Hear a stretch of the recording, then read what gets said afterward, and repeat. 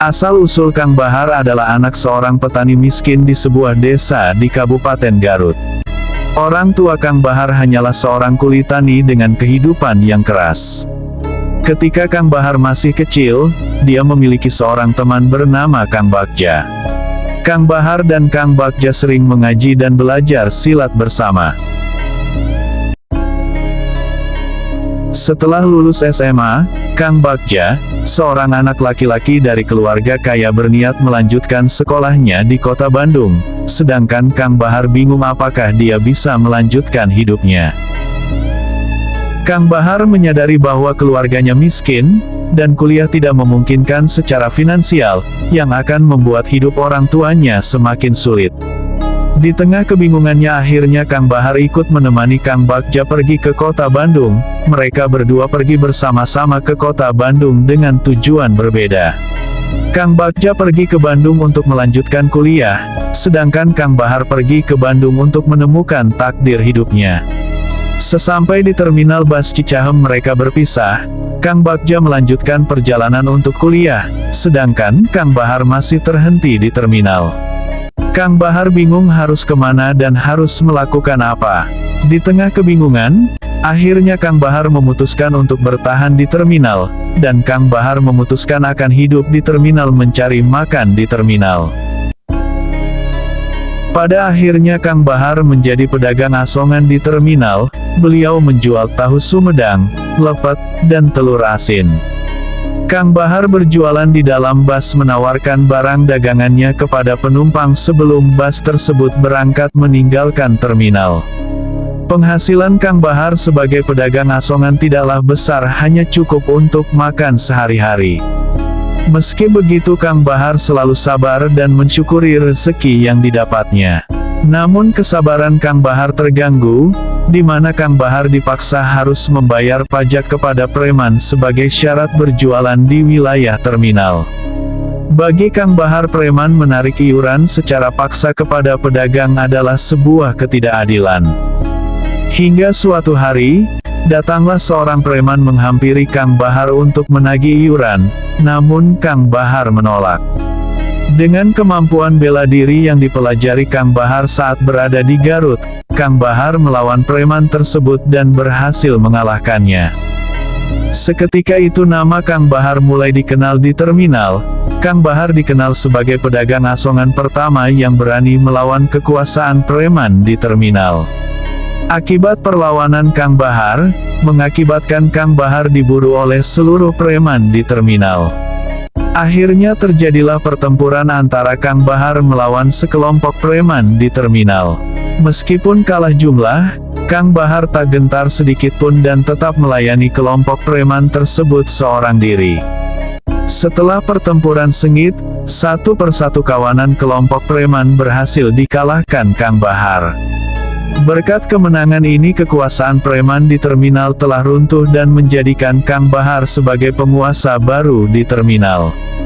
Sebagai penguasa baru, Kang Bahar tidak ingin mengulangi gaya penguasa sebelumnya, di mana penguasa sebelumnya hanya memikirkan keuntungan dirinya saja, tanpa memikirkan susahnya pedagang di terminal. Kang Bahar menyebut gaya kekuasaan barunya dengan istilah bisnis, di mana semua orang yang terlibat dalam bisnis ini harus merasa diuntungkan, dengan iuran pemegang keamanan mendapatkan keuntungan uang, dan pedagang juga mendapatkan keuntungan jaminan keamanan.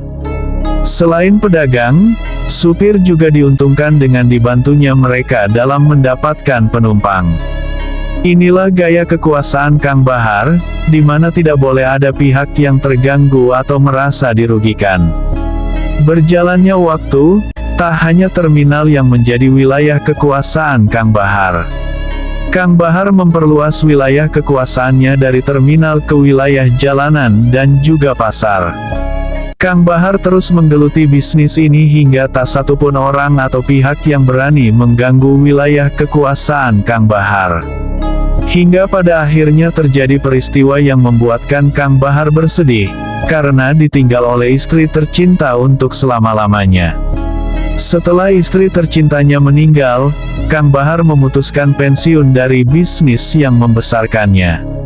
Pernyataan pensiun dari Kang Bahar hanya disampaikan secara pribadi kepada Muslihat. Kang Bahar sekaligus menyerahkan kekuasaannya di wilayah terminal, jalanan, dan pasar kepada Muslihat. Alasan Kang Bahar pensiun adalah karena sebelum istrinya meninggal, istrinya berpesan akan menunggu Kang Bahar di surga. Kang Bahar berpikir kalau dia terus menjadi preman maka tidak mungkin bagi dirinya berjumpa dengan istrinya di surga. Beberapa tahun setelah istrinya meninggal, Kang Bahar pun menyusul istrinya ke surga. Di sisa hidupnya setelah pensiun, Kang Bahar secara perlahan mencoba mengubah hidupnya menjadi lebih baik. Kang Bahar mulai belajar tentang agama, sholat, berpuasa dan lainnya. Jalan hidup yang dipilih Kang Bahar sebagai preman tentu memiliki latar belakang dan segala pertimbangan. Kang Bahar hanyalah seorang lelaki biasa yang berusaha memperjuangkan hidup. Bukan hanya untuk hidupnya sendiri tetapi juga untuk keluarganya dan juga orang-orang yang mengikutinya. Dalam perjalanan hidup Kang Bahar ada sebuah pilihan hidup yang terkadang memang rumit untuk dimengerti.